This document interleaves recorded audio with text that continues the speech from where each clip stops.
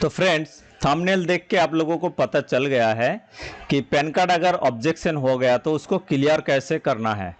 तो आज का जो वीडियो है बहुत इंपॉर्टेंट वीडियो है, इसमें बहुत सारे चीज हम बताएंगे एक एक करके। तो वीडियो एकदम लास्ट तक देखते रहिए, क्योंकि इस वीडियो देखने के बाद ऑब्जेक्शन के रिगार्डिंग कोई भी डाउट आप लोगों को नहीं रहेगा। ठीक है, तो देखो इसमें जो ऑब्जेक्शन लगा हुआ है, पहले स्टेटस चेक करके आप लोगों को दिखाता हूं, उसके बाद क्यों ऑब्जेक्शन हुआ और इसका सॉल्यूशन क्या है सब बताऊंगा। तो सबसे पहले देख लेना कि इसका एक्नॉलेजमेंट नंबर कैसे निकालना है। मतलब कोई भी पैन कार्ड अगर ऑब्जेक्शन में चला गया तो कैसे चेक करना है कि वो सही में जनरेट हुआ या ऑब्जेक्शन हुआ।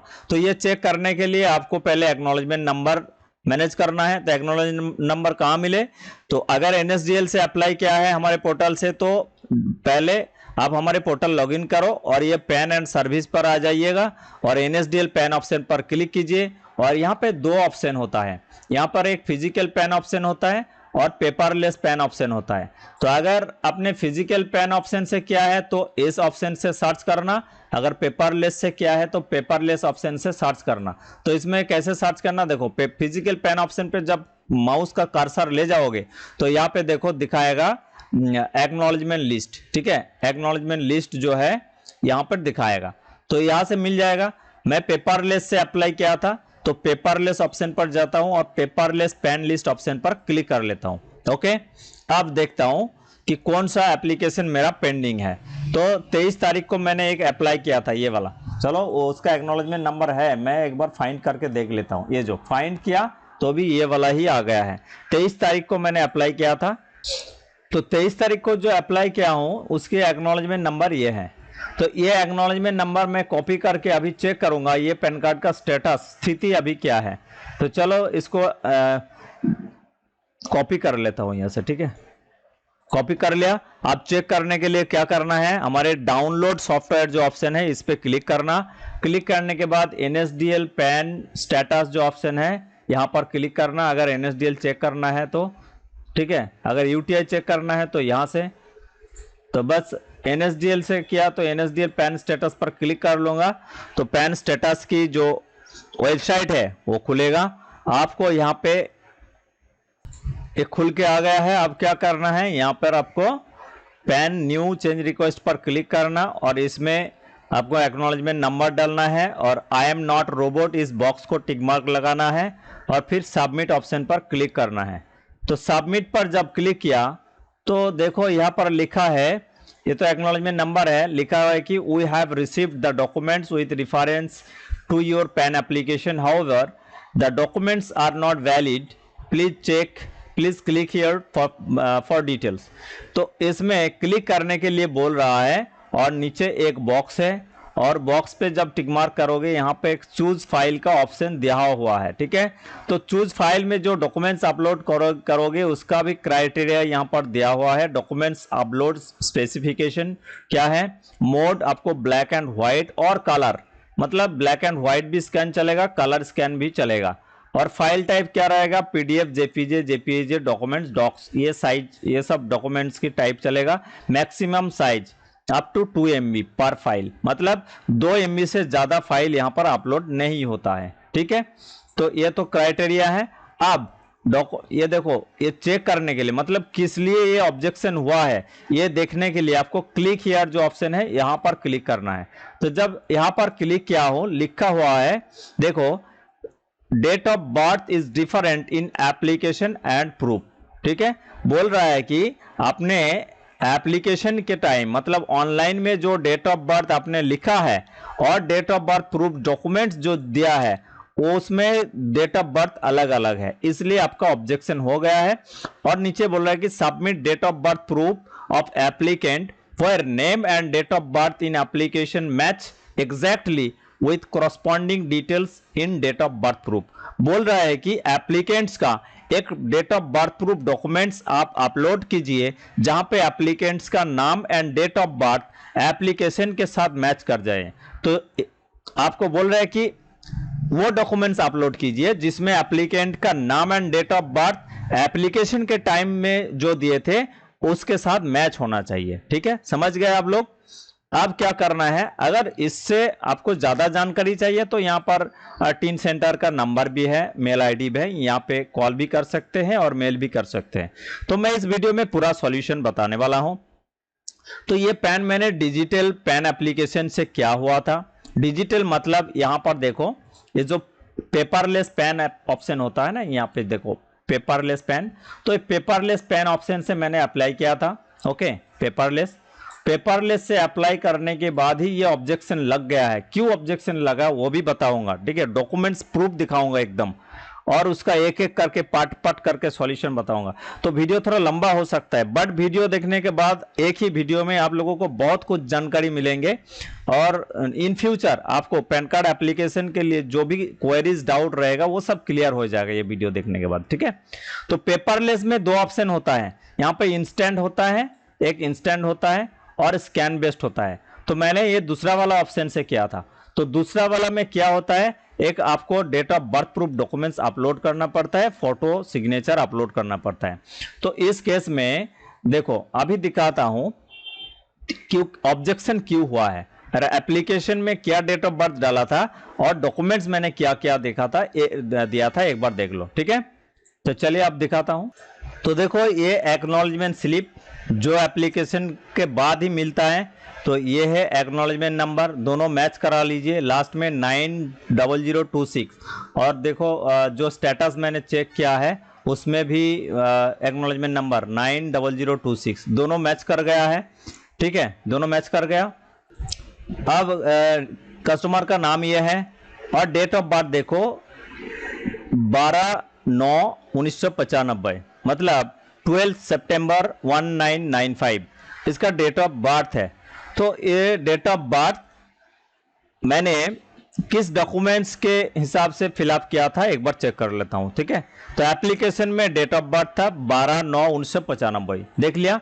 अब डॉक्यूमेंट्स में क्या क्या था एक बार देख लो, क्योंकि आप लोगों को पता है कि डिजिटल पैन कार्ड से अगर पैन कार्ड अप्लाई करोगे, मतलब पेपरलेस ऑप्शन से स्कैन बेस्ड प्रोसेस में, तो आधार कार्ड भी लगेगा और उसके साथ एक date of birth proof documents देना पड़ता है।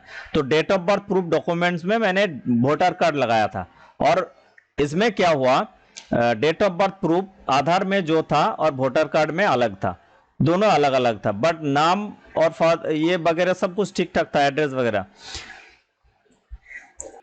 सिर्फ डेट ऑफ बर्थ में प्रॉब्लम था।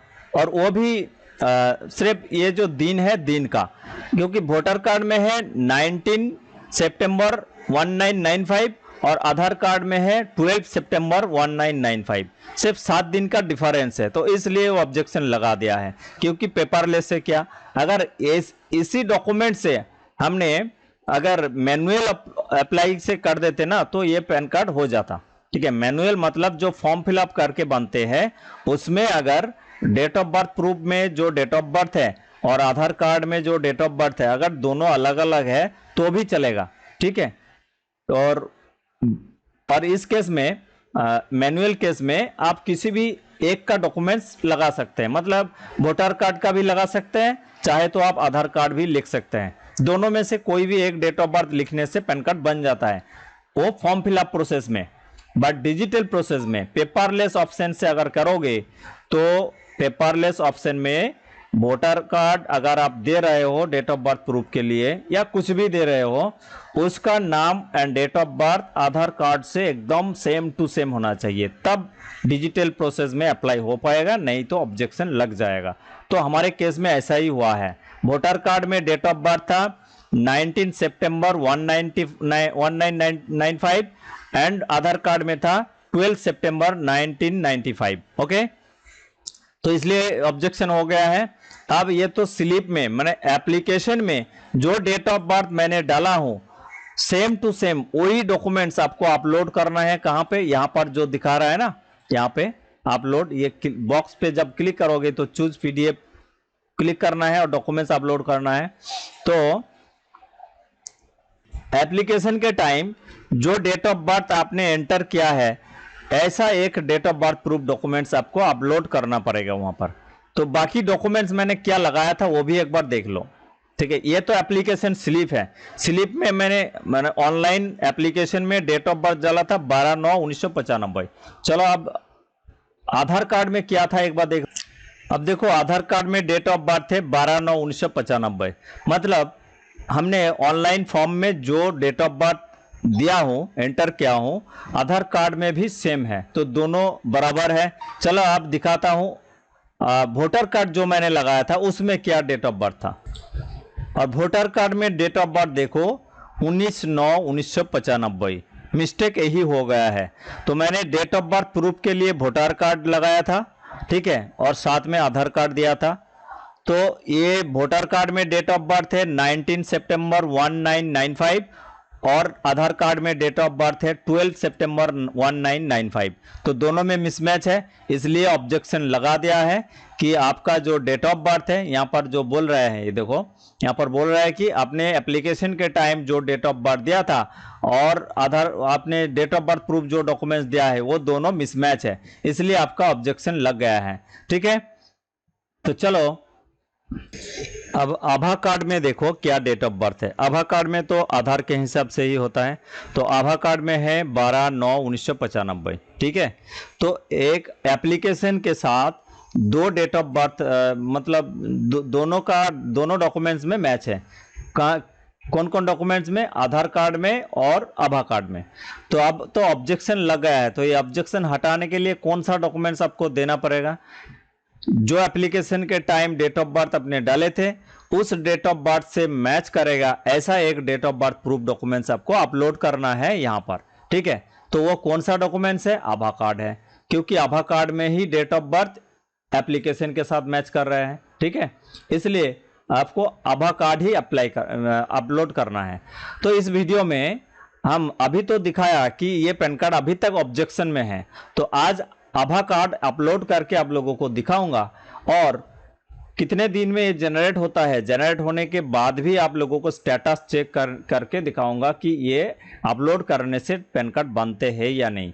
अगर आपके साथ ऐसा प्रॉब्लम हुआ, ठीक है, तो ऐसे आप डॉक्यूमेंट्स को अपलोड करना। ठीक है, तो और एक चीज लास्ट में बताना चाहता हूं, लास्ट में, ठीक है, कि जब आधार कार्ड और date of birth proof documents में डेट ऑफ बर्थ अलग अलग है, तब आप फॉर्म फिलअप करके ऑफलाइन अप्लाई करना हो जाएगा। ठीक है, बट उसमें date of birth proof documents में डेट ऑफ बर्थ फुल लिखा होना चाहिए। ऐसा नहीं है कि कोई अनुमान के हिसाब से डेट ऑफ बर्थ लिखा हुआ है, ऐसा नहीं चलेगा। फुल डेट ऑफ बर्थ लिखा होना चाहिए, चाहे वो आधार से मैच करे या ना करे, दोनों अलग अलग होगा तभी चलेगा, बट नेम, फादर नेम, ये दोनों सेम होना चाहिए। ओके, ये तो ऑफलाइन प्रोसेस से। अगर डिजिटल से अप्लाई करोगे पेपरलेस के माध्यम से, ओटीपी के माध्यम से, तो date of birth proof documents and Aadhaar card, ये दोनों का नाम, father name and date of birth same to same होना चाहिए, तब डिजिटल प्रोसेस से बनेगा, नहीं तो ऑब्जेक्शन लग जाएगा। ये एकदम सुन लीजिए। ठीक है, चलिए अभी डॉक्यूमेंट्स अपलोड करूंगा। कौन सा डॉक्यूमेंट्स? आभा कार्ड, क्योंकि आभा कार्ड का डेट ऑफ बर्थ एप्लीकेशन के साथ मैच हुआ है। सब आप लोगों को पहले ही मैंने दिखाया एक्नॉलेजमेंट स्लिप पर कि उसमें डेट ऑफ बर्थ है 12/9/1995, तो उस डेट ऑफ बर्थ के हिसाब से आपको डॉक्यूमेंट्स अपलोड करना है। तो अभी आभा कार्ड अपलोड करूंगा, क्योंकि वोटर कार्ड में डेट ऑफ बर्थ गलत है, अलग है। तो चलिए आभा कार्ड अब आभा कार्ड अपलोड करने के लिए आप लोगों को क्या करना है, यहाँ पर जो बॉक्स था, ये बॉक्स को टिक मार्क लगाना है। टिक मार्क लगाने के बाद चूज फाइल, जो यहाँ पर बोल रहा है, चूज फाइल ऑप्शन पर क्लिक करना है और आभा कार्ड को अभी आप लोगों को अपलोड करना है। तो डेस्कटॉप में आभा कार्ड है, मैं अपलोड कर देता हूं। ये देखो, ठीक है, इसको अपलोड कर दिया।